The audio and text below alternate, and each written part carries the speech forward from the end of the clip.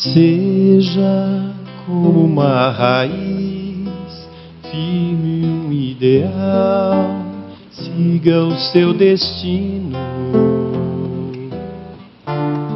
Ame a quem puder amar, dê a mão a quem chamar, tire a pedra de você e veja o sol nascer.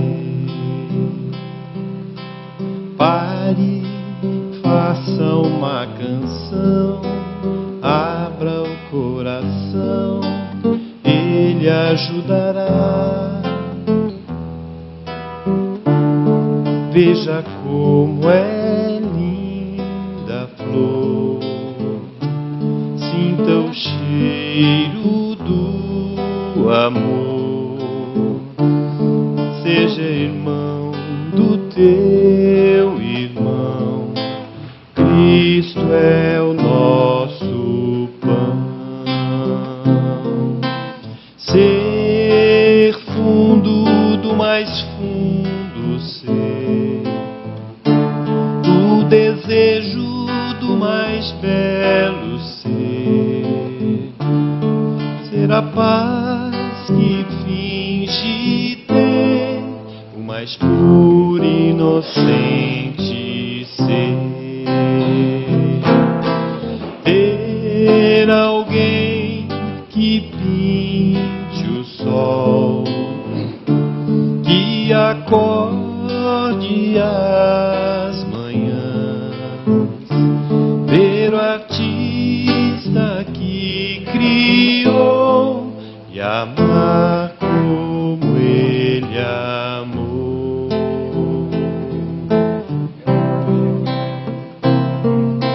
Ser fundo do mais fundo ser, o desejo do mais belo ser, ter a paz que finge ter, o mais puro e inocente ser. Uma boa tarde a todos vocês. Vamos cerrar os nossos olhos, agradecer a Deus, a Jesus e a toda a espiritualidade amiga aqui presente, por mais essa oportunidade do reencontro, do nosso tratamento espiritual, do conhecimento. Agradecemos também a todos aqueles que de alguma forma colaboraram para que pudéssemos estar aqui hoje. É um momento que nos desligamos completamente do mundo lá fora e de corpo e alma, através de um silêncio exterior e interior, vamos nos conectando com a nossa essência, com Deus, tendo a certeza que não estamos aqui por acaso. Agradecemos também a todas as entidades das mais diferentes denominações religiosas.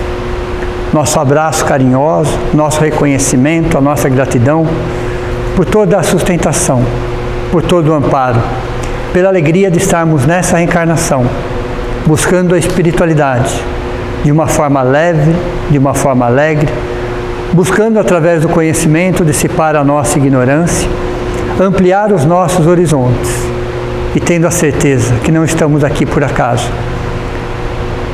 Que cada um que reencarnou conosco nessa jornada e que faz parte da nossa vida, que possamos agradecer a cada um pelo aprendizado, pela oportunidade e pela alegria. Que assim seja. Vamos lá? Hoje nós vamos falar de um assunto, crueldade. É um assunto, um tema um tanto que pesado, mas nós temos que entender um pouquinho melhor, porque o nosso objetivo nessa reencarnação é ressignificar, ao mesmo tempo, ampliar o conceito de algumas palavras. Então, a própria palavra crueldade é uma palavra pesada, ela já traz um estigma dentro de nós, ela dói dentro de nós. Mas vamos entender que ela existe, claro que existe, é evidente que existe, ela está em nós, todos nós de alguma forma carregamos um pouco ou muito da crueldade, mas é hora de a gente começar a entender qual é esse processo dentro de nós, para rever conceitos, ok? Então, primeiro, entender que ela é um híbrido da raiva, daquelas emoções básicas. A crueldade é um sentimento, depois é uma emoção que se torna um sentimento, mas da onde que ela nasce? É justamente da raiva.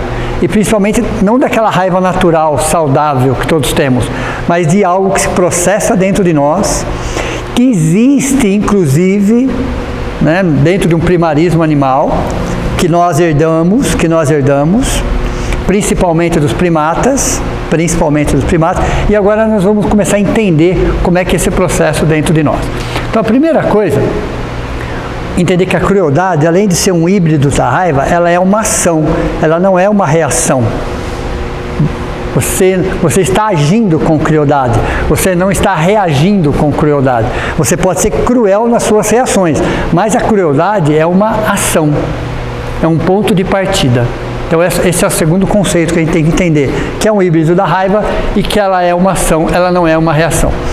Na questão 752 e 753, Allan Kardec coloca sobre a questão da crueldade na lei da destruição. E na questão 753, mais propriamente, ele fala exatamente que seres primitivos, no início da civilização, nós éramos muito mais cruéis, mas muito mais cruéis em relação a isso. E por quê? De onde vem essa crueldade? Primeiro, a doutrina espírita, ela não é criacionista e ela não é evolucionista. Interessante, porque o mundo se debate frente a essas duas ideias. É criacionismo ou é evolucionismo? Né? Um criacionismo mágico, de um lado, ou um evolucionismo frio, que deixa algumas questões em aberto. A doutrina espírita, ela trabalha sobre um evolucionismo espiritual. Então, se perguntarem para vocês, né, a doutrina espírita, o espiritismo, ele é criacionista ou é evolucionista? Você fala, nenhum dos dois.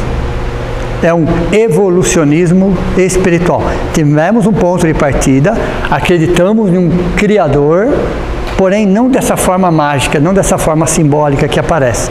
Então, dentro desse processo evolutivo, aí eu vou lembrar a questão 540 do Livro dos Espíritos, bem lá no rodapé, que diz assim, que o arcanjo começou pelo átomo.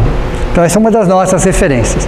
Então existe um livro com esse tema, inclusive, do arcanjo, do átomo ao arcanjo. Mas a questão 540 já se fala que há todo um processo evolutivo de um princípio espiritual que vem passando por todas as fases, por todos os reinos. Reinos conhecidos e reinos desconhecidos. Então existem reinos anteriores ao reino mineral e existem reinos posteriores ao reino angelical. Nós conhecemos alguns reinos. Mas quando nós entramos no reino animal, o princípio espiritual, que não tem consciência de si mesmo, então qual é a diferença entre um princípio espiritual e um espírito? O princípio espiritual não tem consciência de si mesmo. Os animais não têm consciência de si mesmo. Os seres humanos têm consciência de si mesmo. Então nós sabemos de onde nós viemos, para onde nós vamos, nós conseguimos fazer a ligação passado e futuro. Então nós temos a consciência de quem nós somos. Os animais não têm. Costumo dizer que o único ser vivo que morre é o ser humano. Nem outro ser vivo morre. Só o ser humano. O único que tem a consciência que vai morrer é ele. Que desde criança ele sabe que vai morrer. Os animais não sabem que vão morrer. As plantas muito menos. Então o único ser vivo que morre é o ser humano, que já desde pequenininho já sabe que um dia ele vai morrer. E que seus entes queridos vão morrer também. Interessante essa colocação. Então quando nós passamos por todo esse processo evolutivo, estamos no reino animal, somos um princípio espiritual, não temos a consciência de nós mesmos, somos movidos quase que 99,9% pelos instintos de sobrevivência. Então você percebe que no reino animal existe toda essa situação. E nós viemos do primata. Um dos estágios no processo evolutivo é os primatas. Os primatas, eles vivem em grupo, por uma questão de sobrevivência, de uma questão de necessidade. Então, no grupo, eles são afetuosos. Mas qualquer coisa que foge desse contexto, Toda vez que eles percebem um perigo, eles são extremamente cruéis. Às vezes até com a própria raça, a gente vê isso. Né? Então, bandos de pássaros ou de gorilas, diferentes, eles brigam até a morte, às vezes, entre eles. Então, essa crueldade que se fala no reino animal, é fruto de um processo de instinto de conservação, de sobrevivência. É puro instinto, mas já existe ali, até para se manter aquela condição. Nos primatas isso é muito claro, isso é muito evidente. Né? Quando o gorila-chefe ou o macho alfa, ele quer se impor, então ele chega a ter atos de crueldade justamente porque ele precisa se colocar naquela posição. Então nós trazemos de alguma forma isso dentro de nós. Nós trazemos de alguma forma isso. Isso faz parte do nosso cérebro, primeiro, chamado reptiliano. Então, no nosso cérebro, traz sim esse coeficiente de crueldade, fruto de um primarismo animal. Então, isso está em nós? Tá. Mesmo tendo a consciência? Sim. Mesmo tendo a consciência. Nós ainda temos um corpo animal. O nosso corpo é um corpo animal. O corpo físico é o ápice da evolução animal na Terra. Então, se nós temos um corpo animal, o nosso corpo animal traz todas essas características, por mais que a gente tenha consciência de si mesmo. Tudo bem? Então, a crueldade existe ainda dentro de nós, ainda é um primarismo animal, está no cérebro reptiliano, como nós viemos de um processo, então está em nós, não tem como negar isso. Não tem como negar, não tem como, às vezes, disfarçar isso. Então, nós somos cruéis? Sim, somos. Sem dúvida. Em maior intensidade ou menor intensidade, todos nós somos cruéis. Ok? Agora, vamos entender no nosso momento evolutivo. O mais importante aqui hoje é entender isso no nosso momento evolutivo, que parece algo absurdo, fora de contexto, mas não é. Ok? Então, veja. A crueldade está no reptiliano, que é o primeiro cérebro, e nós temos também algo chamado dentro de nós, no nosso cérebro, de sistema empático. Esse sistema empático é dividido em várias regiões. Cada região é responsável por uma reação, ok? Se somos primatas e trazemos essa crueldade, e essa crueldade está no cérebro reptiliano, o sistema empático, de alguma forma, coordena isso, manipula isso, estimula isso. De alguma forma, ele está ali para isso. E por quê? Porque o sistema empático faz parte do nosso processo evolutivo, de contenção da nossa crueldade. Para isso serve o sistema empático. Perfeito? Então, o sistema empático tem 3 áreas. A primeira área do sistema empático chama-se reconhecimento. O que é o reconhecimento? O que é um ser humano, o que é um objeto? Esse reconhecimento, ele começa a partir do 5º ou do 6º mês da criança, bem pequenininho. Ele já começa a diferenciar uma coisa da outra. Então a gente acha, ele gosta da mãe nos primeiros meses? Não, ele gosta do que a mãe oferece. Ele não consegue ainda distinguir uma coisa da outra, mas ele percebe que ele tem uma necessidade e aquela necessidade é suprida. Mas ele ainda não está vinculado com o ser humano. Ele não sabe se aquilo é um ser humano ou se aquilo é um objeto. Com o passar dos meses, ele começar a identificar isso. Então, o nosso sistema empático, responsável pelo reconhecimento, começa aproximadamente no 5º ou 6º mês da nossa existência. Esse é o reconhecimento do sistema empático. Isso é um ser humano, isso é um objeto. E ele reage de formas diferentes. Uma coisa ou outra. A segunda parte chama-se espelhamento. Então tem uma outra região do nosso cérebro, do sistema empático, que significa espelhamento. É a resposta que nosso cérebro vai dar frente àquele estímulo. É um objeto ou é um ser humano? Porque se é um ser humano, ele reage de um jeito. Se é um objeto, se é uma coisa, ele reage de uma outra forma. Tudo bem? Essa é a segunda região. A terceira região chama-se avaliação, conhecido como FIC, fator integrador do caráter. Aí começam os problemas. Os nossos problemas começam exatamente aí. Começam exatamente aí. A gente vai falar, os últimos 5.000 anos de histórias, né? A gente começa a ver atos de crueldade, sendo que o homem entra na era da razão há 40.000 anos atrás. O ser humano existe como espécie entre 200 e 250 mil anos.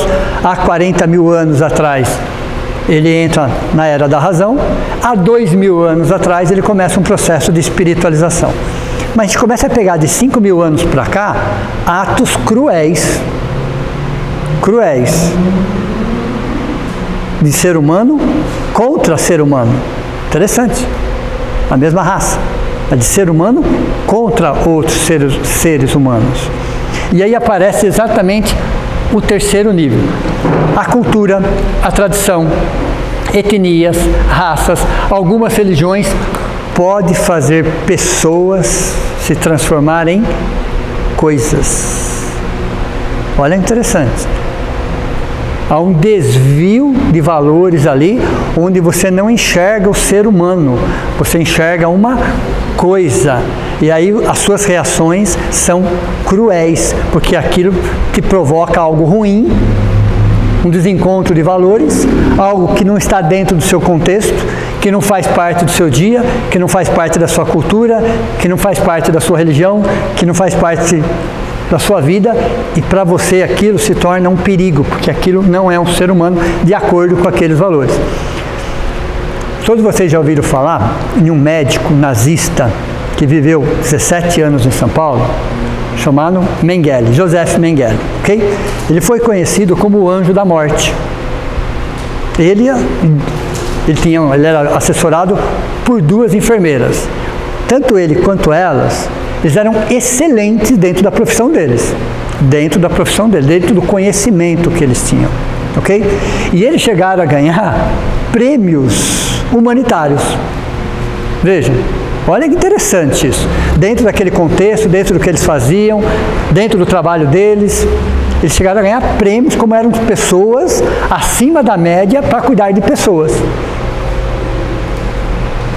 Porém, eles eram da SS, do nazismo, e ele fazia todo tipo de experiência, todo tipo de crueldade, todo tipo de absurdo contra os judeus. Vocês se lembram disso?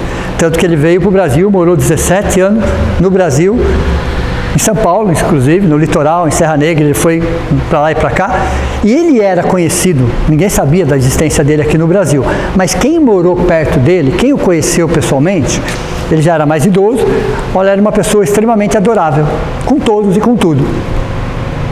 Extremamente adorável, educado, solícito, prestativo, alegre, otimista, brincava com as crianças, brincava com os cachorros. E aí? Parece que as coisas não batem, né? Veja, quem morou perto dele, depois que descobriu quem ele era, ficou abismado. Como que alguém tão frio, tão calculista, que fez tantas experiências na Segunda Guerra Mundial, que não tinha nenhuma compaixão, não tinha nenhuma empatia com os judeus, fez tudo o que fez, não sozinho, mas fez tudo o que fez, podia ser uma pessoa tão adorável, tão simpática, tão prestativa dentro do bairro. Interessante isso, foi começar a pensar nisso. Falar, isso é um absurdo. Mas vamos pegar casos mais recentes no Brasil. 2 casos que vocês vão se lembrar. Em Brasília, isso já há uns 10 anos atrás, se eu não me engano, jovens, adolescentes, saíram à noite e encontraram uma pessoa dormindo numa praça e simplesmente colocaram fogo. Vocês lembram dessa história? E era um índio que estava lá em Brasília, ok? Simplesmente colocaram fogo. Sabe qual foi a resposta deles? Jovens, classe média, cultos, ok? Uma família muito bem estruturada, classe média, tudo certinho. Nós pensávamos que era mendigo. Perceberam? Porque queimar índio é patrimônio nacional. O mendigo não é patrimônio nacional. Olha a resposta, não foi só deles, da família, do advogado, de quem protegeu o caso. Foi mal. Pensávamos que era mendigo. Veja, isso aconteceu recentemente no Brasil. Passaram alguns anos, outro agora foi em São Paulo. Jovens, classe média, que não é falta de cultura, não é ignorância, não é nada nesse sentido. Uma mulher num ponto de ônibus, esperando o ônibus de noite, quase o último ônibus passando, passam adolescentes e acabam barbarizando ela, ok? Aí quando descobriram, pensaram que era uma prostituta. Veja, ela era uma empregada doméstica. Vocês estão percebendo onde eu quero chegar? Nós estamos falando de Mengele aqui, mas eu estou falando de outras coisas. Será que as atitudes são diferentes? Nenhuma. Só que aconteceu com Mengele foi na Segunda Guerra Mundial. Isso aconteceu há menos de 10 anos, no Brasil. Isso acontece pelo mundo? Acontece. Não estou justificando Mengele, não é isso que eu quero falar. Estou querendo trazer para vocês uma linha de raciocínio aqui. Que pessoas se tornam coisas. E quando você olha para coisas, você age de um jeito. Quando você olha para o ser humano, você age de outro jeito. Então, a prostituta podia pôr fogo, a empregada doméstica não podia. Deu para vocês? Eles confundiram uma coisa com a outra, como se não fossem seres humanos. No caso do índio também, como se fosse um mendigo não fosse um ser humano. Então, raças, cultura, religiões, etnias, valores, condição social, faz com que o nosso fique ali, ó, fator integrador do caráter, mude a primeira condição. Você não reconhece aquilo como pessoa, você reconhece aquilo como qualquer coisa, coisificação. E aí você se acha no direito de fazer o que você fez. Então, quando nós julgamos, muitas vezes, né, os carrascos nazistas do que eles faziam, claro, temos que julgar sim. Mas será que nós estamos tão longe disso? Será que é um caso isolado na história? Ou será que acontece isso em pleno 2021 pelo mundo? Acontece, nós sabemos que acontece. Pessoas não são reconhecidas como pessoas. Então, esse fator aqui, ó, fator integrador do caráter, é o quê? É a soma do reconhecimento mais o espelhamento. O espelhamento é a resposta em sentir a mesma emoção. Mas os seus valores distorcidos fazem com que você não sinta a mesma emoção. É interessante o segundo espelhamento, porque às vezes a gente está assistindo um filme, isso acontece. E acontece qualquer coisa no filme e a gente parece que está sentindo a mesma dor. Já repararam isso ou não? A pessoa cai, parece que está sentindo a dor, a pessoa tem um acesso de alegria, você começa a sentir também. Isso é a nossa segunda região do cérebro, chamado espelhamento, porque você está vendo uma pessoa, um ser humano. Então o nosso cérebro entende aquilo é um ser humano, como ser humano. Então o que ela está sentindo lá, eu também de alguma forma estou sentindo aqui. Às vezes no próximo filme, né, você vê a pessoa chorando, você começa a chorar também, entenderam? Então tem filmes que causam em nós choro, risos, até uma certa dor, dependendo da coisa, parece que sentiu em você. Parece que está acontecendo em você aquele estímulo. Isso chama-se espelhamento. Só que para você ter o espelhamento, você tem que ter o reconhecimento. Se você não reconhece, você não tem empatia. O que é empatia? Capacidade de compreender emocionalmente, sentir a mesma emoção. Se você reconhece aquilo como coisa, é uma coisa. Se você reconhece aquilo como ser humano, é um ser humano. Então veja, a fórmula fica reconhecimento mais espelhamento é avaliação. Então hoje, por mais intelectualizado que estamos, por mais tecnológico que nós estamos, o ser humano ainda carrega essa distorção de valores. Pessoas que usam pessoas e se justificam de forma mais absurda possível. Mas era índio? Como se fosse fazer alguma diferença. Mas era uma empregada doméstica? Como se isso fosse fazer alguma diferença. Porque dentro daquele quadradinho, dentro daquele mundinho, pessoas diferentes não fazem parte. Então não é tida como pessoas. Posso usar, pode abusar, posso até matar. Olha que interessante isso. Então quando nós julgamos atos cruéis da história, que são realmente, Parece que nós não aprendemos muito com eles. Porque alguns dos nossos valores ainda estão distorcidos em pleno século XXI. Então eu falo, a ciência do mal. A ciência do mal é exatamente essa distorção de valores que nós ainda temos, que muitas vezes olhamos para as pessoas na rua e achamos que elas são invisíveis. Não é uma forma disso também? Quantas pessoas que são invisíveis? Como invisíveis? Nenhuma pessoa é invisível. Mas nós enxergamos como se fossem invisíveis. De alguma forma estamos fazendo a mesma coisa. É uma forma de crueldade, sim ou não? Porque qualquer ser humano é um ser humano. Né? Precisa ser tratado como ser humano, com todo respeito e dignidade. Você pode não concordar com nada do que a pessoa fez, mas continua sendo ser humano e precisa ser respeitado como ser humano. Entenderam? Então, planeta de provas e expiações, um senso moral ainda não desenvolvido, faz com que a gente distorça os nossos valores. Então, existem algumas religiões que fazem isso? Sim, infelizmente nós sabemos que existem. Quantas religiões, principalmente antigamente, mataram em nome de Deus? Mataram outro ser humano em nome de Deus. Por quê? Não fazia parte daquele fanatismo. A palavra é essa, tá? Não é nenhuma crença, é um fanatismo. Então, dentro desse fanatismo, pessoas matam pessoas. Dentro de um fanatismo. Entenderam? Então, veja.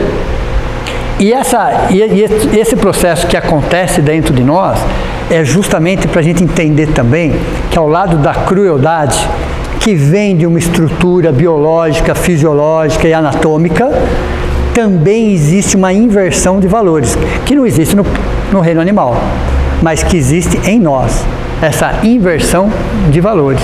Era o que Mengele fazia na Segunda Guerra Mundial, e que nós achávamos um absurdo. É um absurdo, mas que nossos dias acontecem também, e com todo tipo de justificativa. Entenderam? Então, quando se entende que essa crueldade, ela precisa ser reavaliada, então qual é a motivação da crueldade? Para nós, hoje, século XXI, orgulho. O que faz hoje um ser humano ser cruel? Orgulho. O que faz com que ele se ache melhor, diferente, e ele tem que agir de uma forma negativa, violenta, agressiva com aqueles que não se enquadram dentro do mundinho que eles vivem. Entenderam? E aí a maldade dentro desse processo, qual é a origem da maldade? A crueldade nós já sabemos. Qual é a origem da maldade? Existem 5 níveis de maldade. 5 níveis de maldade. Todos nós. Nós vamos entender um pouquinho como funciona cada uma delas. O primeiro nível é chamado de falta de consciência, ignorância. Então nós fazemos atos, situações, às vezes brincadeiras, coisas que, quando você toma consciência daquilo, você para. Nós vemos judiamos de um animalzinho, destruímos uma flor, nós já fizemos esse tipo de situações. Nós vamos caçar passarinho, né? Umas coisas que existia. Você fala, nossa, quando você olha para aquilo, você fala, não tem sentido fazer um negócio desse. Não tem sentido.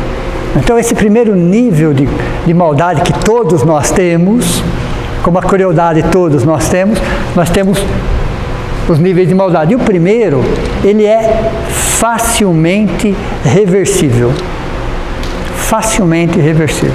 Quando você toma consciência daquilo, você entende o porquê, você para. Simplesmente você para.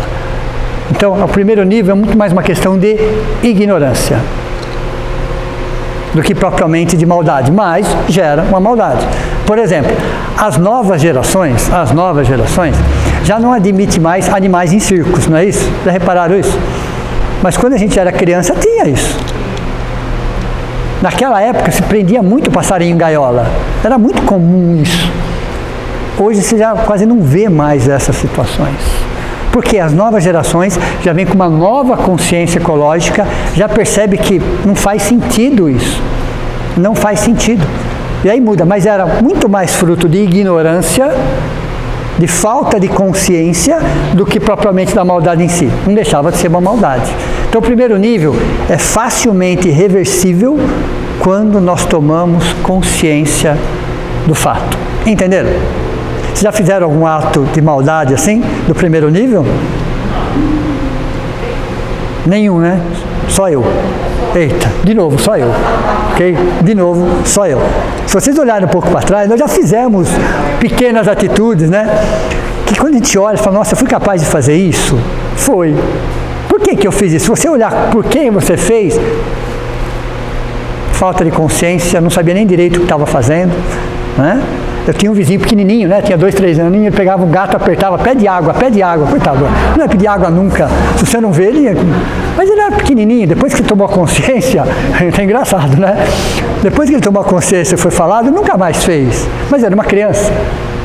Ele não tinha noção. Ele não tinha noção do que ele estava fazendo. E assim somos nós também, que às vezes fazíamos determinadas coisas, né?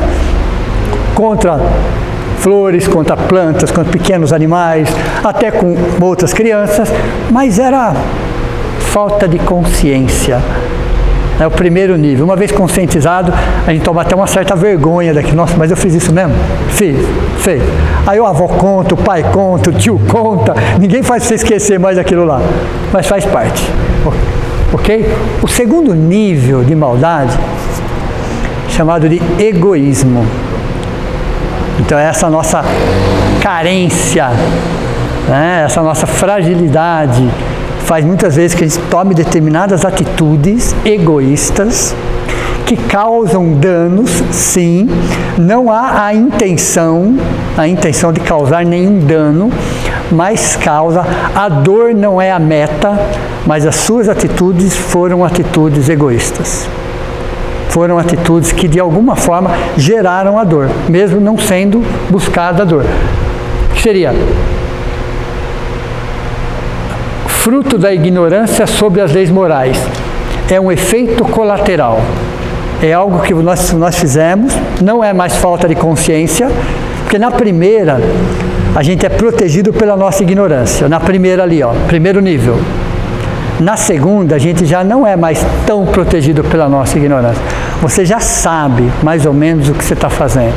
Você já sabe que aquilo não é bom, que aquilo não é valor para você, mas você age daquela forma. Também de uma certa ignorância, mas está enquadrado na lei de causa e efeito. A lei de causa e efeito. Por exemplo, nós temos uma lei, quando nós entramos num processo de reencarnação, ok? Quando nós entramos num processo de reencarnação, é quando o espírito já tem consciência de si mesmo. Então as leis maiores, elas estão equalizadas, milimetricamente ajustadas ao seu momento evolutivo. São as mesmas leis, não existem duas leis, é a mesma lei, mas ela está ajustada dentro do seu momento evolutivo.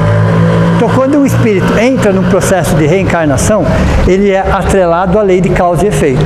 Os animais não estão atrelados à lei de causa e efeito. Primeira coisa a gente entender que os animais, ou mesmo os primatas, ou mesmo os seres humanos selvagens, antes da Era da Razão, 40 mil anos, não estavam atrelados à lei de causa e efeito. Então, o ser humano de 50 mil anos, ele não estava atrelado à lei de causa e efeito. Ele não estava dentro de um processo reencarnatório. Ele estava dentro de um processo de determinismo divino. Qual é a diferença entre um determinismo e um processo reencarnatório? O determinismo, como você não tem a consciência, outros escolhem por você.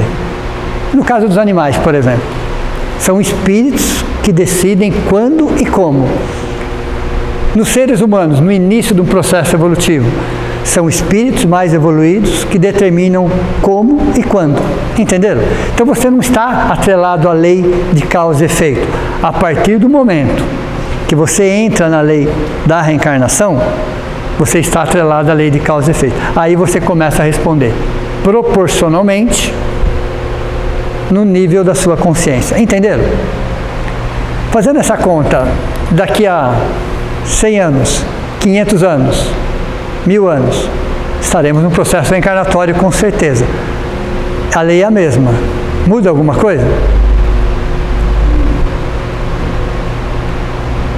Daqui 500 anos, Ainda estaremos dentro de um processo da lei de reencarnação, lei de causa e efeito. Vai mudar alguma coisa? Vai. A nossa consciência. Deu para vocês entenderem ou não? A cada reencarnação, você aumenta um pouquinho mais o seu nível de consciência. E à medida que você vai aumentando, você vai compreendendo melhor as leis e você vai respondendo. Perceberam ou não? Quanto mais responsável, mais livre eu sou. Essa é uma lei do plano espiritual. Liberdade, responsabilidade, responsabilidade, liberdade. Quer ser uma pessoa extremamente livre? Quero. Seja uma pessoa extremamente responsável. Entenderam ou não? Como funciona? A lei é assim.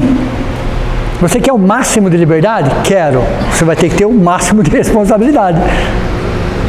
Um lado caminha de mãos dadas com o outro. O universo está à nossa disposição. O universo todo está à nossa disposição. Nós podemos ir para qualquer planeta, para qualquer sistema, para qualquer colônia espiritual. Podemos, não podemos? O que nos impede?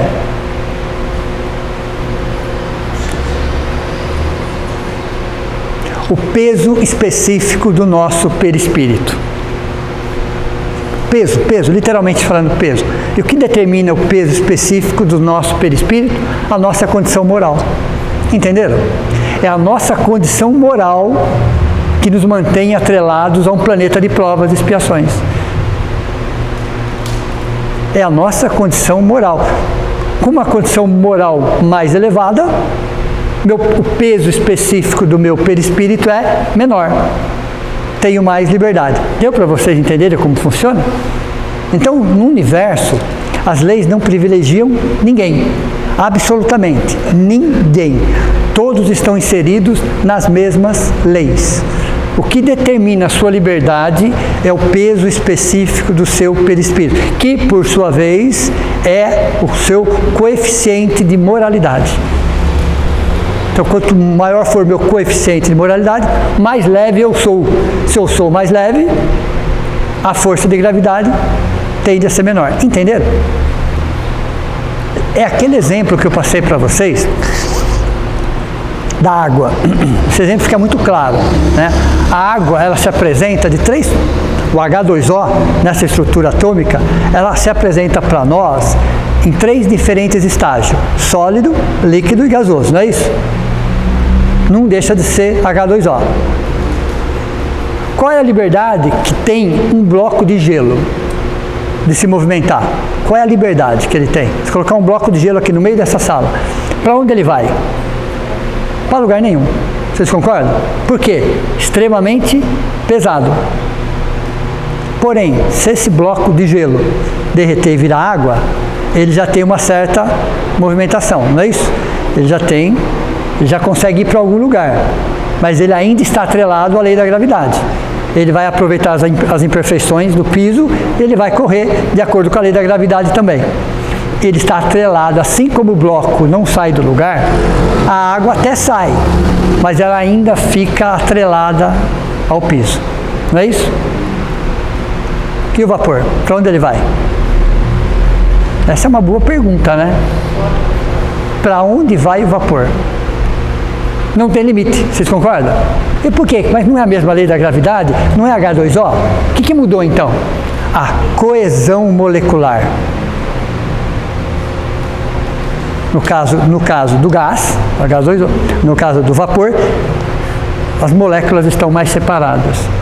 No caso do gelo, estão mais.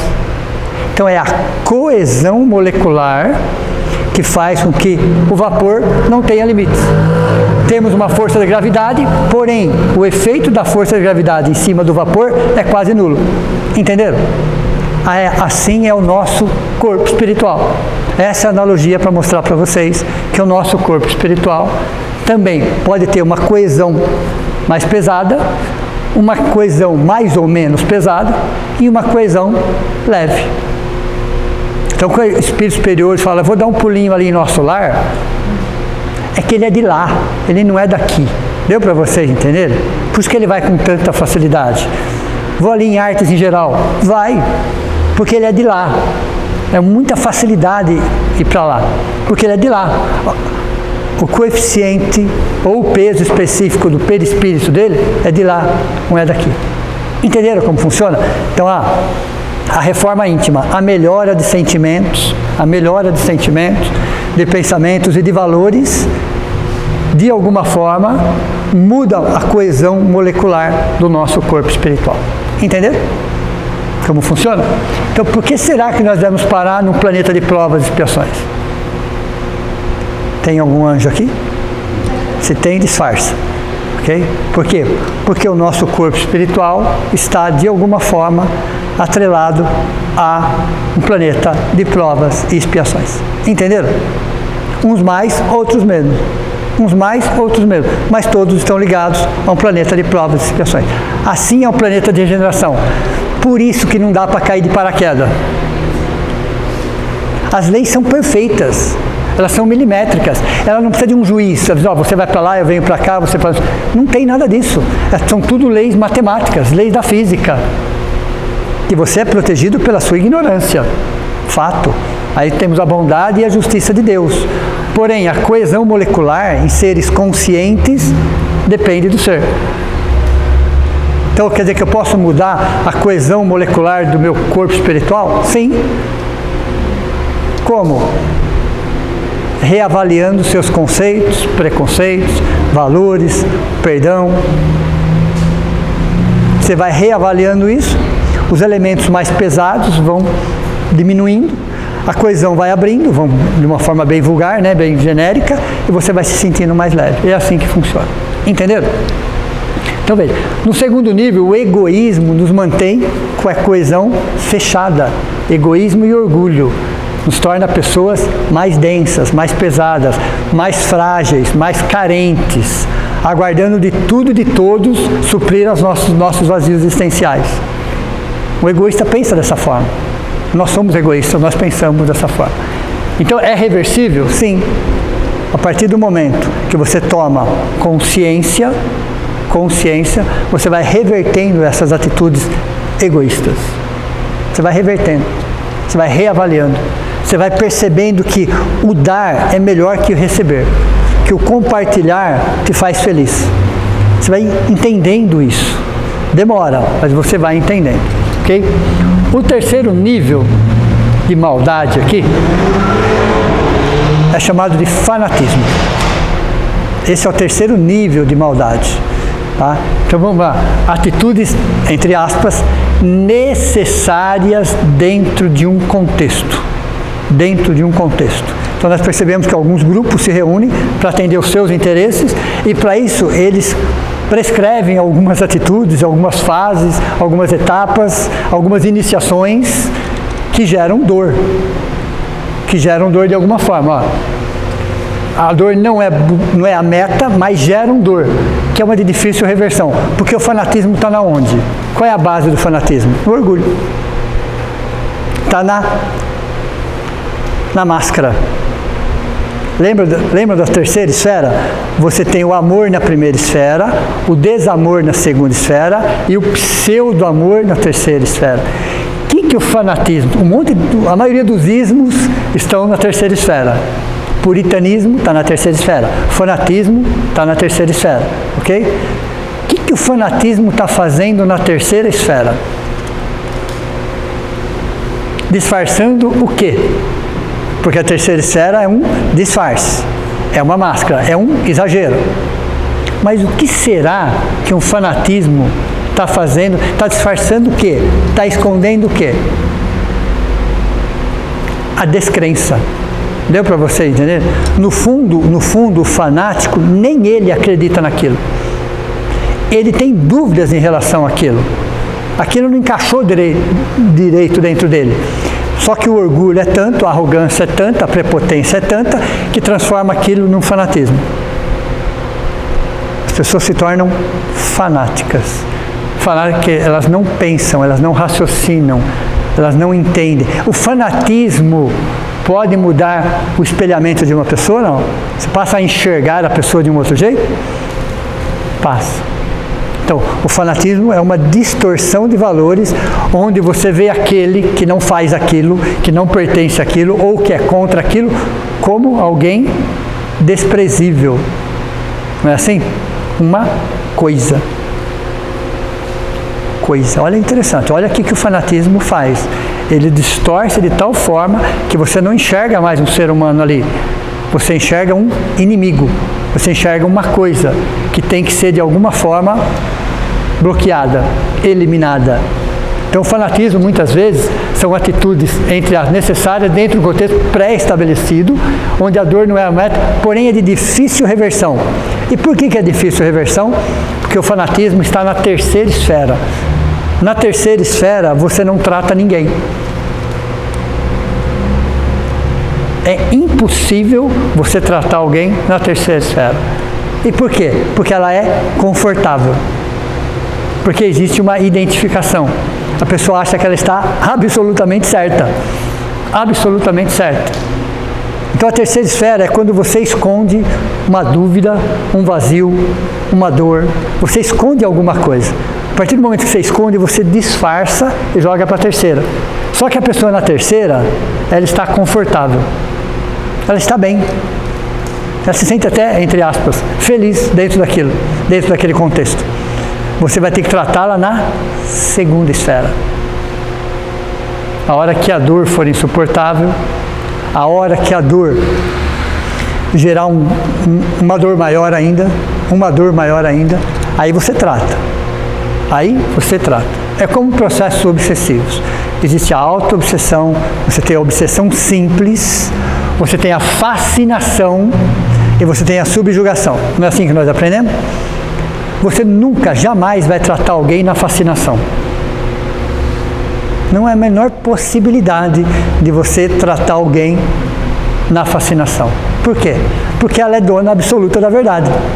Entenderam? Na fascinação as pessoas se tornam dona absoluta da verdade. Então todo mundo é inimigo, todo mundo está errado, só eu estou certo. Aí mais meia dúzia de pessoas que acham que está certo, que alimentam aquilo. Você vai tratar na onde? Na subjugação, quando aquilo gerar uma dor muito maior.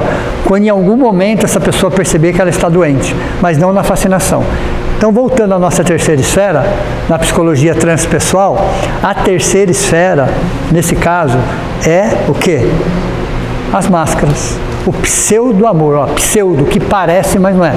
Então, a gente olha para uma pessoa fanática, a gente fala, nossa, como a pessoa está envolvida com aquilo, quando a pessoa gosta daquilo, quando na verdade é um fanatismo. Como é que eu sei? O exagero. Todo exagero, absolutamente todo exagero esconde uma falta. Quando você está fazendo alguma coisa a mais do normal, pode perceber que tem uma falta por trás daquilo. Toda vez que eu me excedo em alguma coisa, né, que eu estou dedicando muito tempo a alguma coisa, é porque está faltando uma situação, um vazio, que eu não estou querendo entender, ou compreender, ou trabalhar, ou tratar. Então eu estou jogando aquilo para a terceira esfera. Entenderam?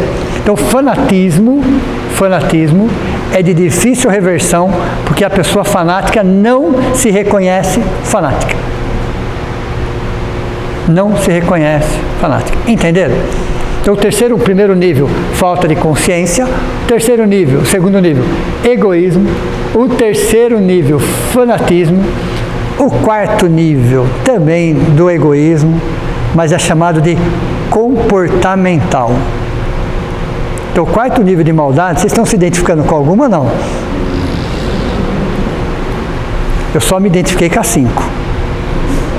Não, 5 não, 4,5. Tá bom para vocês assim? Então vamos lá. 4 nível comportamental. Né? O que é o 4 nível? Ciúmes doentio, patológico, nós já estudamos sobre ele. Okay? Não é aquele ciúmes cuidadoso, zeloso, que todos nós temos. Mas é aquele ciúmes que prende, que sufoca, que amarra, que cobra, que fica em cima, que cria situações. Então, esses ciúmes doentio, processos de vingança, inveja crônica. A inveja crônica, ela é conhecida como a inveja tóxica. Tem 2 tipos de inveja. Engraçado, né? Tem dois tipos de inveja. A inveja menos tóxica, né? Normal, vamos falar de uma inveja normal, que já é ruim também, é aquela que quando você quer o objeto que o outro tem.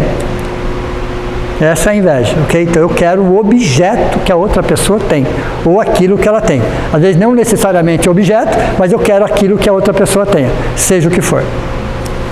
A inveja tóxica, além do objeto, você não quer que ela não tenha mais nada. Deu para vocês perceberem ou não? A primeira você só quer o objeto, ou aquilo. A inveja tóxica, além de você querer aquilo, você ainda não quer que a outra pessoa tenha nada. Essa é a inveja tóxica. Preconceitos, machismo extremo. Por que machismo? Porque nós vivemos ainda, né? Intensidade menor, menos mal, mas ainda existe o machismo no planeta Terra. Ainda existe. Isso é fruto das gerações que, à medida que vai se sucedendo, vai diminuindo isso. Isso é um processo lento, gradativo, né? E o processo reencarnatório também vai ajudando isso, porque os espíritos eles vão invertendo de posições, ok? Não assim, tá? Homem, mulher, homem, mulher, homem, mulher, homem, mulher. Não existiria estrutura psicológica e emocional para isso. Mas você reencarna várias vezes como mulher, inverte, várias vezes como homem, inverte, várias vezes aí sucessivamente. Okay? Então você vai tendo essa inversão, e nessa inversão o espírito ele vai reavaliando algumas coisas dentro dele. Então o processo reencarnatório ajuda num processo de diminuição desse machismo, em um planeta de provas e expiações. E é interessante que nos últimos 5.000 anos de história, então o espírito, a questão 200 do livro dos espíritos fala se o espírito tem sexo. Essa é uma pergunta. A resposta fala não, de acordo da forma que nós entendemos. Mas vamos entender isso melhor. O espírito essência, que não tem forma, okay? Ele não tem sexo mesmo. Isso, a resposta está correta. Mas por milhões de anos, ou milhares de anos, ele estagia em duas polaridades. Macho, fêmea, homem e mulher. Tudo bem? Por quê? São dois universos diferentes, duas energias diferentes que se completam, ok? Que se completam. Então esse espírito ele precisa estagiar de formas diferentes para aprender tudo que os dois universos, as duas formas de expressão possam oferecer. Por isso que se diz que os anjos não têm sexo. Por quê? Porque eles já estagiaram centenas de vezes nas duas polaridades. Então, quando você olha a figura de um anjo, parece que ele é meio andrógeno. Vocês já repararam? É homem ou é mulher? É homem ou é mulher? Porque tem um rosto feminino, mas tem uma postura masculina. E está certo aquela forma de expressão. Porque quando você chega nessa condição, é como uma mistura dos dois. É uma mistura dos dois. Então o espírito não tem sexo, porém, por milhões e milhões e milhões de anos, no reino vegetal, animal, hominal e angelical humano, você tem os dois estágios. Entenderam? Então, esse machismo cristalizado, né, no planeta dos últimos 5.000 anos ainda existe, mas ele está mudando. Principalmente de 100 anos para cá, as coisas estão mudando. Agora, se perguntarem quem que é mais evoluído, eita, o homem ou a mulher? Quantos homens tem aqui? Quantas mulheres tem aqui? Deixa eu fazer uma contagem rápida aqui, ok? Nenhum dos dois. A resposta é nenhum dos dois. Porém, isso eu aprendi no livro dos Espíritos, tá? Põe uma vírgula, porém, aquele espírito que viveu mais no universo masculino, nos últimos 5.000 anos de história, aquele espírito que viveu mais nessa condição, teve, por força das circunstâncias, não que ele queria, tá? Forças externas, forças das circunstâncias, conseguiu aprimorar mais o seu senso de espiritualidade. Estamos no século XXI, em 2021. Vocês podem ir em qualquer igreja qualquer igreja, cristã ou não cristã, a qualquer hora, contem quantas mulheres tem, contem quantos homens tem. É ou não é isso? Já repararam? Qualquer igreja, qualquer, né, cristão ou não cristã, templo, aonde vocês quiserem ir, que se busca a espiritualidade, seja de que forma for, é quase uma relação aí de 7:3. Quase uma relação de 7:3. Então, mesmo em 2021, o espírito, né, feminino, vamos falar assim, né, nesse estágio feminino, ele busca mais a espiritualidade do que o espírito masculino. Então, por força das circunstâncias, ele se viu obrigado, principalmente no passado, a ir em busca da espiritualidade. Então, sob esse aspecto, ele evoluiu muito mais. Em doutrina espírita, só para completar, quando nós lemos os livros de André Luiz, principalmente, a maioria dos obsessores são homens. É triste isso, mas é verdade. É verdade, vocês podem ter uma série de livros, 16 livros, vocês vão ver. Quando eles contam os casos sobre obsessores, e os resgates, a maioria que vem, são mulheres. Vem a avó, vem a mãe, vem a tia, vem a irmã, vem a filha, vem todo mundo. Quer dizer, os homens descem, as mulheres sobem.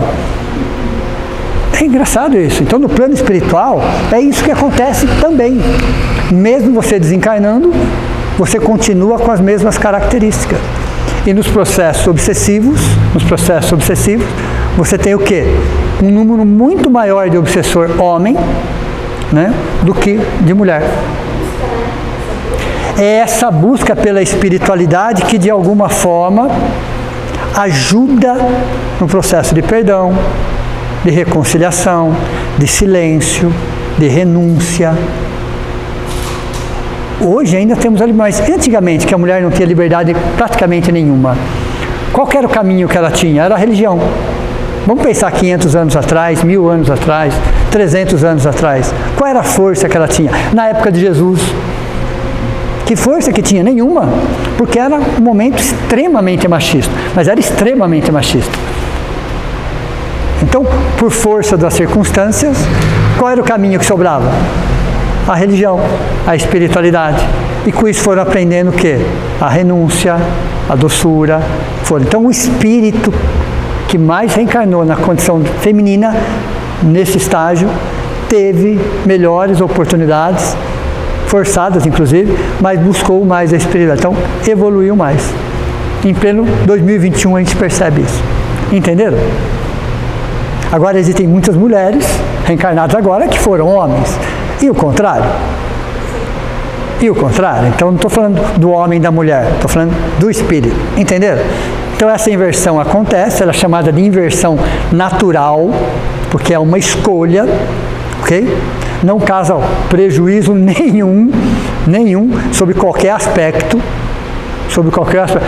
uma certa dificuldade em adaptação, não é condição fisiológica, não é questão sexual, nada disso. É porque é um universo meio desconhecido ainda. Por exemplo, reencarno 1000 anos como mulher, é um exemplo. Aí você vive todo aquele contexto. Aí reencarna como homem. Aí alguém convida você para pescar, você nem sabe o que é uma varinha. Deu para vocês entenderem ou não? Então você pega aquilo e fala, nossa, o que é isso? Uma bola, nossa, o que é isso? Aí de repente uma criança está chorando, vai lá e pega no colo. Entenderam? Porque está no subconsciente. Mas não causa prejuízo nenhum. Só uma certa dificuldade de adaptação, porque é um universo que já houve a inversão, mas que está distante há muito tempo. Então isso explica um monte de coisa no nosso dia a dia. Não é isso? Comportamentos. É a inversão natural. Existem inversões que não são naturais, que nós não vamos conversar sobre isso hoje. Mas a inversão natural é um processo normal, saudável de evolução, onde você vai trocando as polaridades. Isso já vem lá desde o reino vegetal, animal, hominal, angelical.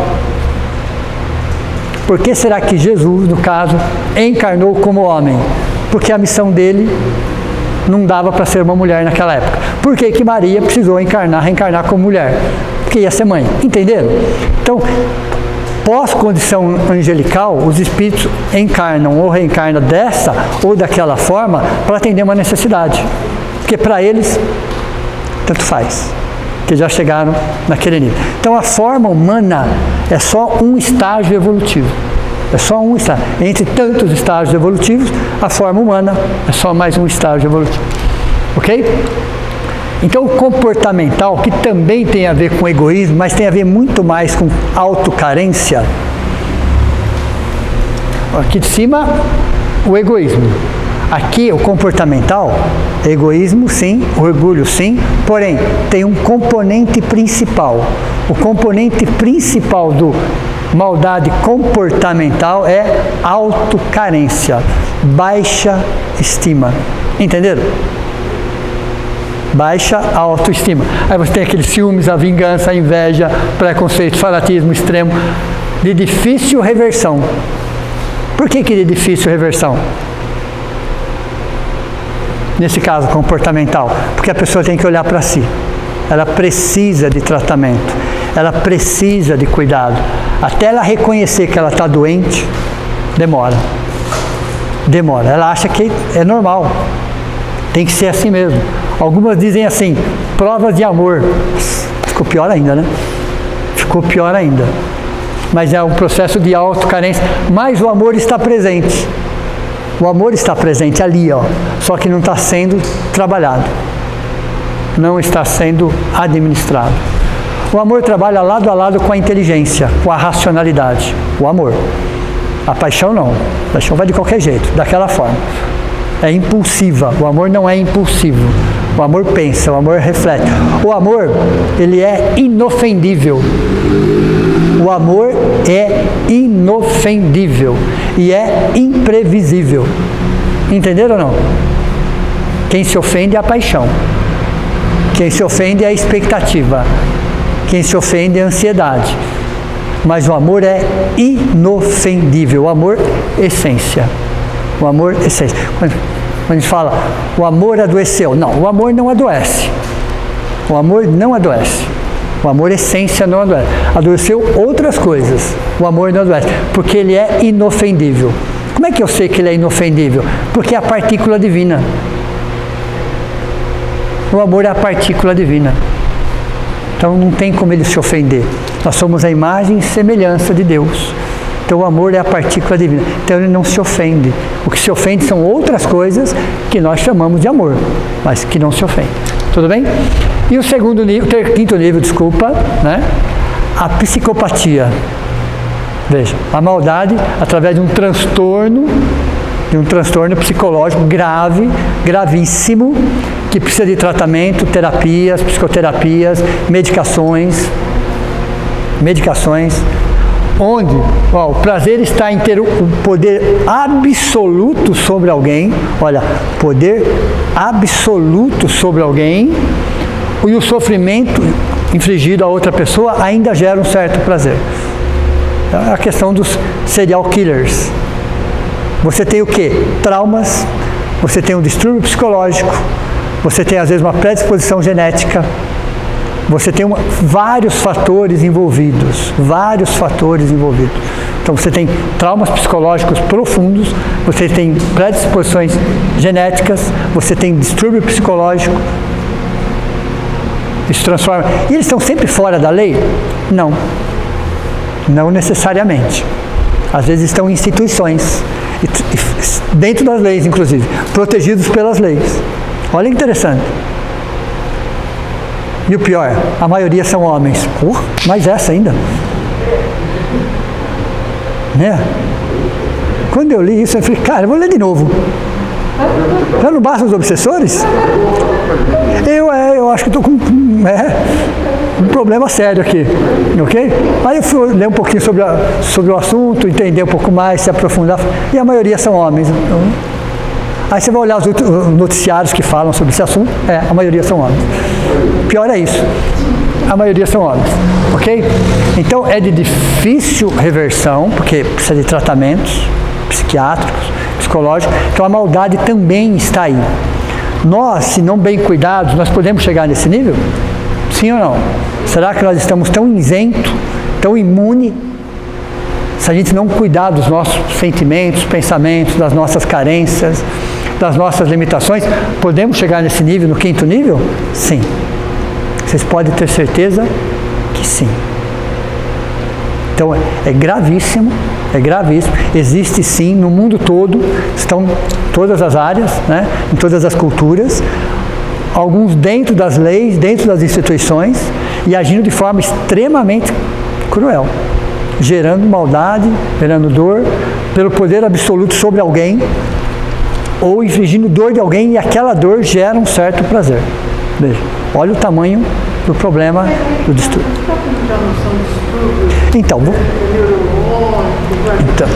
Então, mas os distúrbios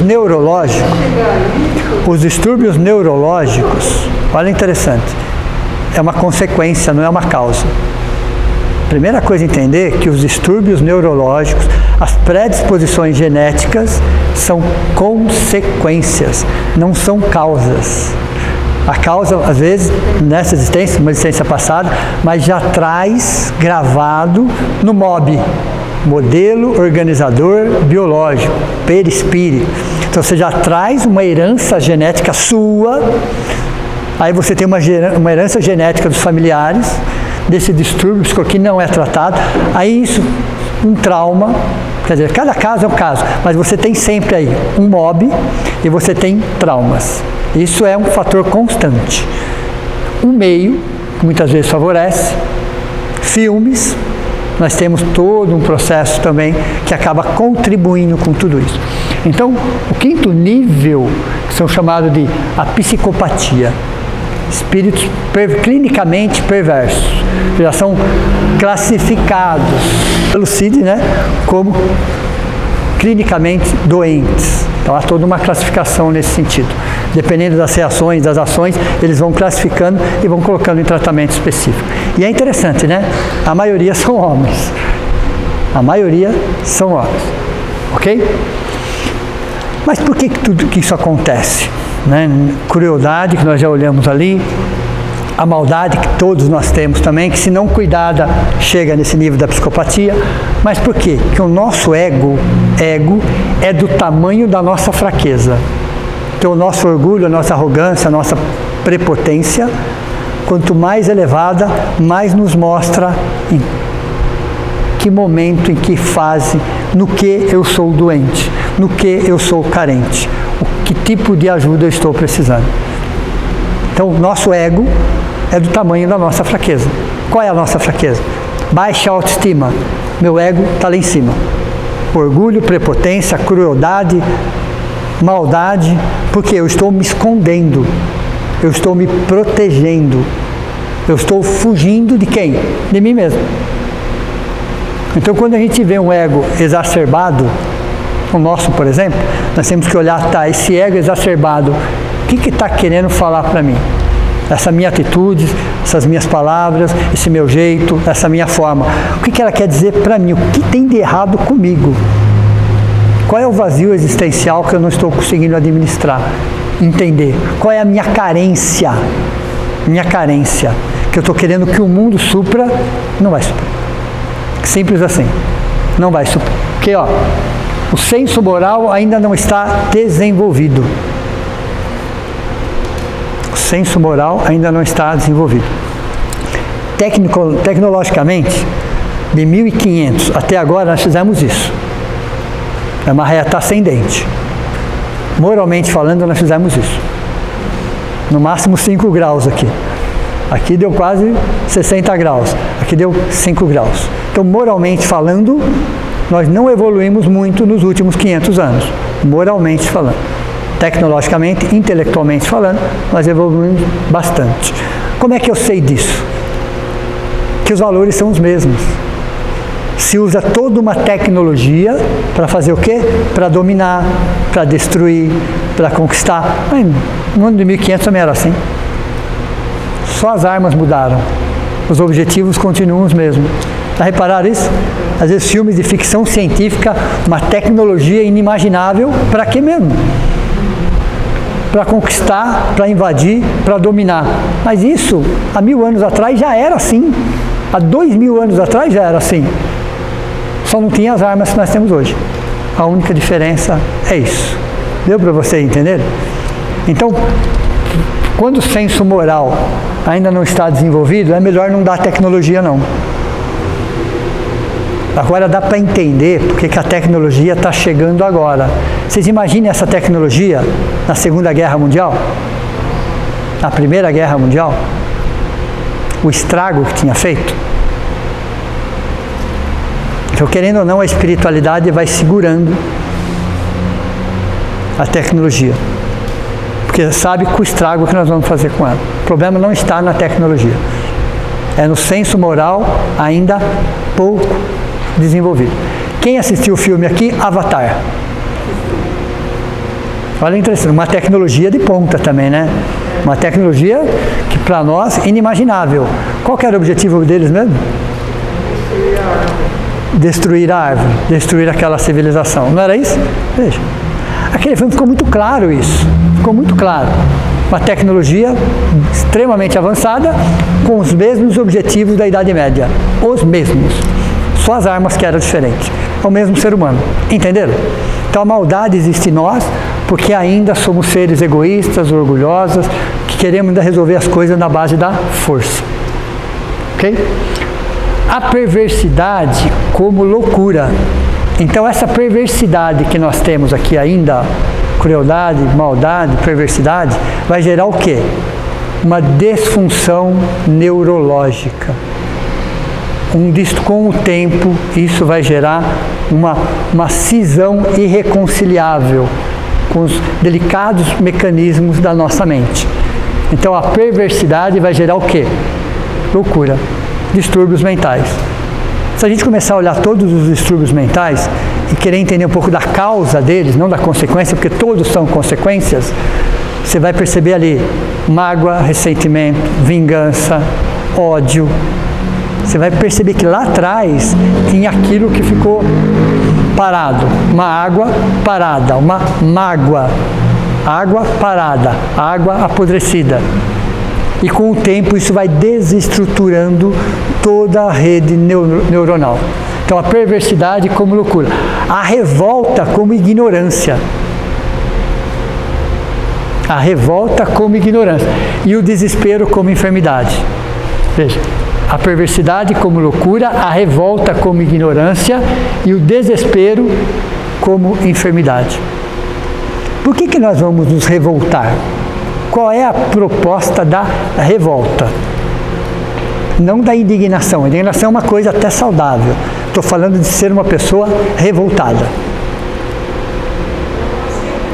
É uma inaceitação da vida como ela é, das pessoas como elas são, do sistema como ele é. Então vocês percebem que a pessoa revoltada, não indignada, revoltada é uma pessoa que não está enquadrada, que as coisas precisariam ser milimetricamente daquele jeito. Mas por que ela não quer? Porque nesse momento ela não quer.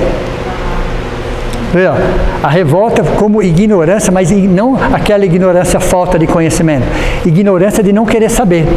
Existem dois tipos de ignorância: aquela ignorância que você não sabe mesmo, literalmente falando, não sei, por isso que eu fiz dessa forma, ou aquela ignorância que você se mantém ignorante.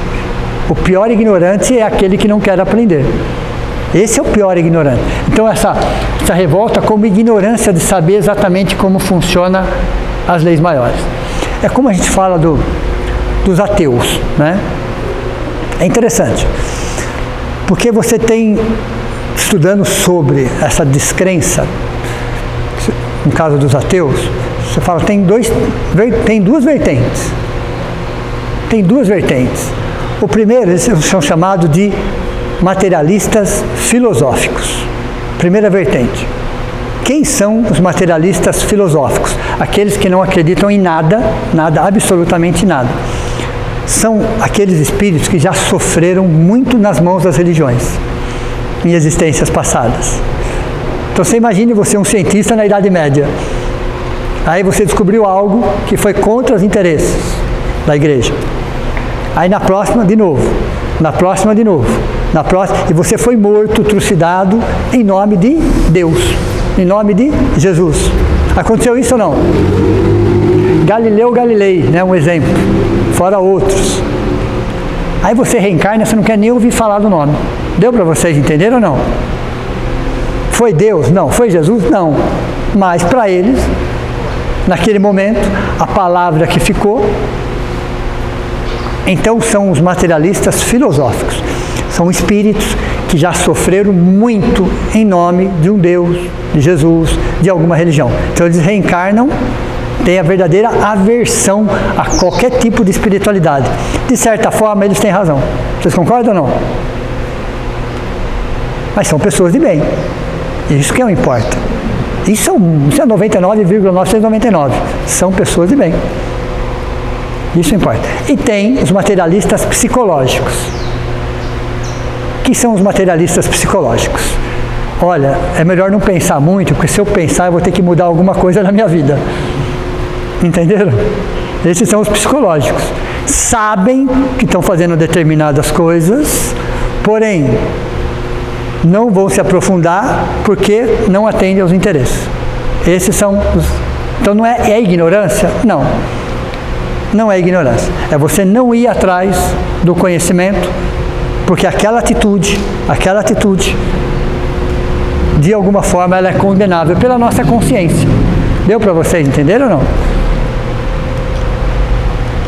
Então as pessoas muitas vezes não vão em busca de algumas informações, porque sabe que se for em busca, vai questionar algumas atitudes.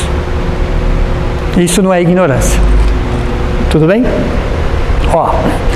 Então essa perversidade, se não cuidada, se não trabalhada, vai gerar em nós um transtorno mental. Vai gerar sentimento de culpa cristalizado, uma mágoa, vingança, ódio. Isso de alguma forma vai tirar você de si próprio. A revolta como ignorância e o desespero como enfermidade. Mas vamos olhar agora com outros olhos um ato de agressividade. Um ato de agressividade. Com outros olhos. O bom da doutrina espírita é isso. Ela te dá vários ângulos da mesma situação. Não como verdade absoluta, não. Mas para você pelo menos pensar no assunto. Pensa no assunto. Reflete sobre o assunto. Analise. Pode não aceitar, mas para alguns minutos e olha essa questão. Cada ato de agressividade que ocorre nesse mundo tem como origem básica uma pessoa que ainda não aprendeu a amar. Porque não está na essência humana ser agressivo e ser violento. Por mais que esteja no cérebro reptiliano, ele é um ser consciente. Então não está na nossa essência atacar, ser agressivo, ser cruel, ser maldoso. Não está. Mas nesse senso moral pouco desenvolvido, com a autoestima no pé, bem baixa, e com processo de autocarência, o ser humano ele vai se defender.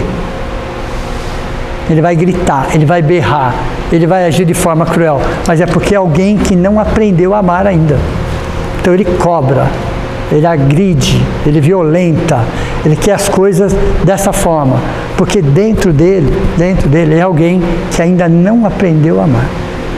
Então todo ato de agressividade tem como origem básica um ser humano que ainda não aprendeu a amar, que não está na essência humana.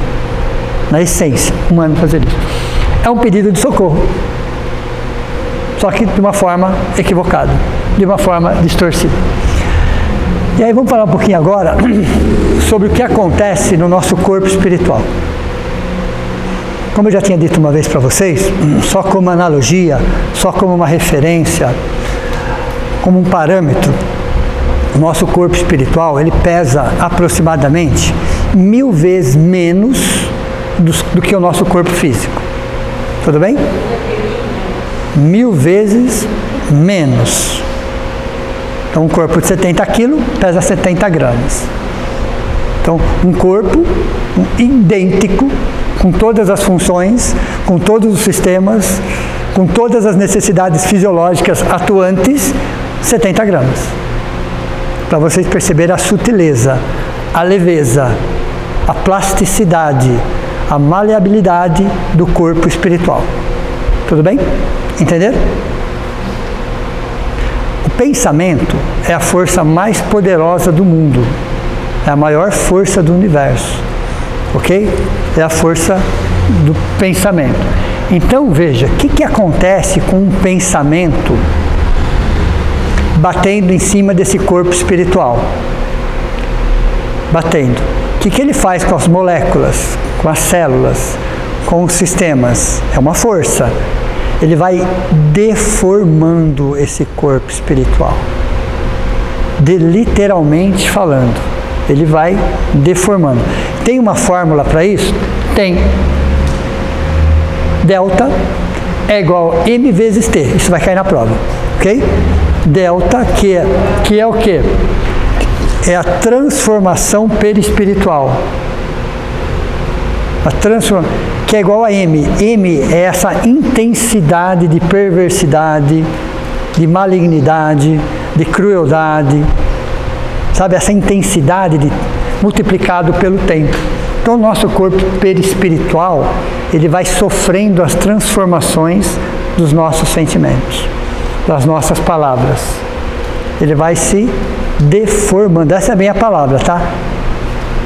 Isso que no livro do André da Libertação, né, André mesmo comentava, né, que algumas regiões que ele tinha lá, os espíritos que ele via tinham uma fisionomia animalesca. Exatamente isso. No livro Libertação, ele fala dos ovoides, né, que é a segunda morte, a morte no plano espiritual. Mas antes de chegar nessa fase, dos ovoides, existem outras fases anteriores. Uma delas chama-se zumbificação. É interessante que tem filmes hoje, séries, né, que falam sobre isso. Vocês acham que tiraram da onde isso? A inspiração veio da onde? Parece que é novidade? Isso não é novidade. Isso está na subcrosta. O livro Libertação, 7º livro da série André Luiz, descreve isso. Descreve exatamente isso. Okay? É um processo chamado zumbificação. O que é a zumbificação? É esse coeficiente multiplicado pelo tempo. Há todo um processo de deformação perispiritual. E por quê? Por causa de uma outra fórmula. Tudo é matemático. E é igual V multiplicado por S. E é energia. Tudo no universo é energia. O que é energia na fórmula? V é vontade, multiplicado por S, sentimento. Então, ó, a vontade atrelada àquele sentimento gera uma energia. Aquela energia, ó, se incorpora no perispírito. Quando incorpora, dependendo da energia, monta-se uma outra fórmula, a transformação perispiritual. Mas e se o pensamento for positivo? Se o pensamento for nobre, acontece a transformação perispiritual? Sim, claro, é evidente, não tem problema nenhum. O que acontece então? Chico conta uma história muito interessante, que ele fala assim, que às vezes, dentro dos padrões, né, ele falava assim, que existem, dentro dos padrões que ele falava, mulheres consideradas belas dentro do padrão da sociedade para a época, mas ele olhava e ele conseguia enxergar o perispírito e ele ficava assustado. Olha, interessante. E o contrário, mulheres consideradas não tão belas, mas quando ele via o perispírito, que ele via, né, aquela coisa radiante, luminosa. Perceberam? Onde está uma coisa é outra.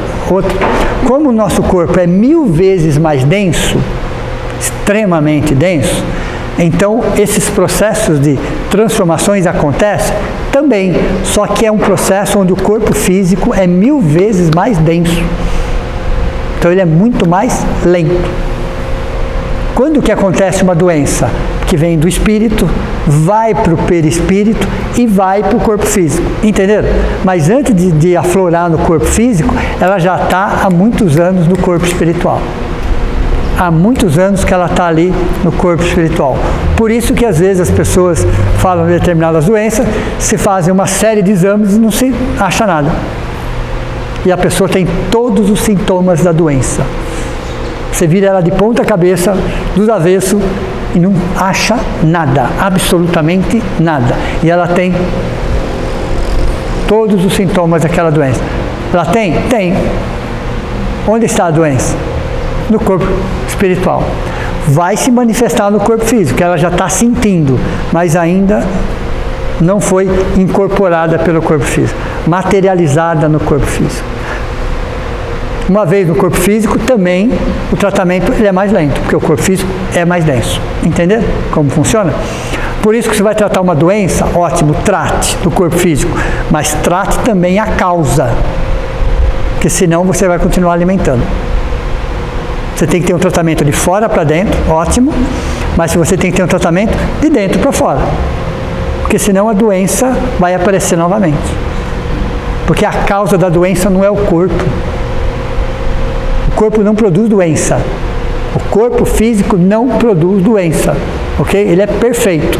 O que produz a doença é o nosso espírito, que vai para o corpo espiritual, que vai para o corpo físico, ok?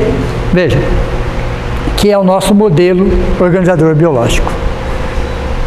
A maldade, muitas vezes, ela é gratuita. A bondade é construída. Por que a maldade é gratuita? Porque dentro desse contexto nosso, né, quando você vê, você já falou, você já fez, você já agrediu. Nós somos agressivos de 3 diferentes formas. Todo ser humano é, ok? Na forma física, na forma verbal e nos pensamentos. Se hoje nós já estamos conseguindo não sermos na forma física, ótimo, já é um bom caminho. Se já estamos conseguindo ou começando um processo de não sermos na forma verbal, ótimo. Mas e os pensamentos? Mas nós somos uma energia pensante. Nós somos o que nós pensamos. Então, somos agressivos ainda. Ainda somos agressivos. Se não na forma física, ótimo. Às vezes, na forma verbal, ainda somos. Mas no plano mental, somos muito mais. Então, é necessário que a gente entenda todo esse processo. Né? Aqui é uma escola de seres humanos, não é uma escola de anjos.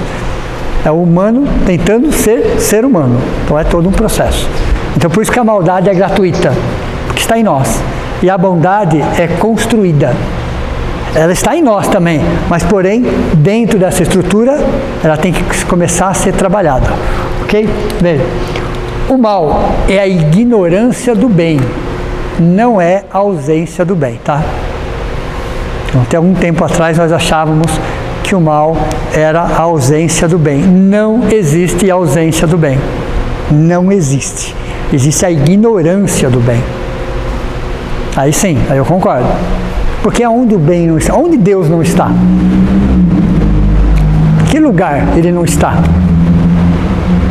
É interessante, eu faço a seguinte analogia. Quem mais desconhece a água é o peixe. Ele vive dentro dela. Ele se alimenta por ela. A vida dele todo se passa dentro da água. Ele não sabe que existe água. Não é assim? Conosco. Nós desconhecemos a nossa essência. Desconhecemos Deus e suas leis. Estamos mergulhados nele. Então, onde o mal, onde o bem não está, ele está em todos os lugares. Ele está em todos os lugares. Nós que ignoramos esse bem, essa essência, as leis maiores. Então, por ignorância, nós vamos cometendo toda essa série de situações previsíveis por Deus no planeta de provas e expiações, porém, que traz para nós também algum aprendizado. O amor é uma constante no universo. Então, o universo, se alguém perguntar para vocês, o universo é moral, amoral ou imoral? Universo material. Perguntinha boa, né? Universo material. Planetas, sistemas, galáxias, conjunto de galáxias. Ok? É moral, amoral ou imoral? Leon Denis, contemporâneo de Allan Kardec, ele tem uma frase muito interessante. Ele fala que o universo é o pensamento estrutural de Deus. Pensamento é matéria. Então, que o universo é o pensamento estrutural de Deus. Mas se o pensamento é matéria e é consequência, o pensamento é matéria, ele é consequência, ele não é causa. Onde está a causa? No amor, não é isso? Então o universo material é revestido pelo amor de Deus. Então ele é moral. Nós estamos revestidos pela matéria, e a matéria e o tempo só são recursos pedagógicos para a evolução do espírito. E você só se aprende pelo amor. Então não precisa ter um juiz, não precisa ter ninguém apontando o dedo para a gente, não precisa ninguém estar anotando nada. A nossa estrutura material e espiritual reflete o amor de Deus. Então tudo que eu fizer contra esse sentimento, eu vou contra a minha essência. É como o peixe estivesse envenenando a água que ele respira. Toda vez que eu cometo um ato consciente, eu vou envenenar a água que eu respiro. E aí eu vou adoecer, até entender o que eu estou fazendo.